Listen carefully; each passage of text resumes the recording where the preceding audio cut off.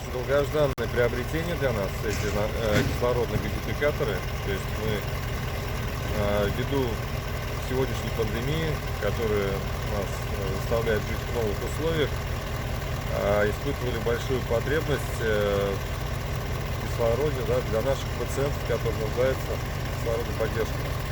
На сегодняшний день, последние несколько месяцев, возросла потребность в кислороде в условиях временного инфекционного госпиталя, в условиях реанимации. И для нас, конечно же, было очень важно приобрести вот эти большие концентраторы, да, емкие, по 500 литров каждый.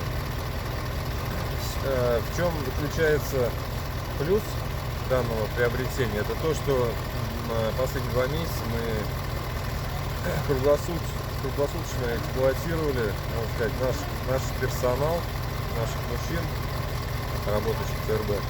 То есть в каком плане?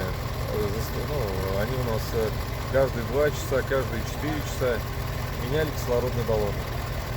Просто для понимания, каждый кислородный баллон весит, заправленный кислородный баллон весит более 100 килограмм. Ну и, соответственно, для того, чтобы поменять хотя бы один кислородный баллон, его еще нужно принести, поднести, забрать старый, вытащить, то есть заставляет массу неудобств. Ну и плюс нужны физически сильные люди.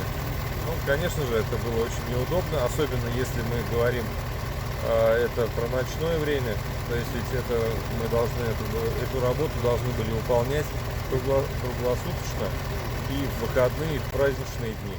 Благодарность нашей администрации, так как мы действительно, они ходатайствовали также за нас, помогали, поддерживали нас, то есть работали единым блоком. И сегодня то, что мы приобрели данные газификаторы, это на самом деле огромное для нас приобретение, это большая победа.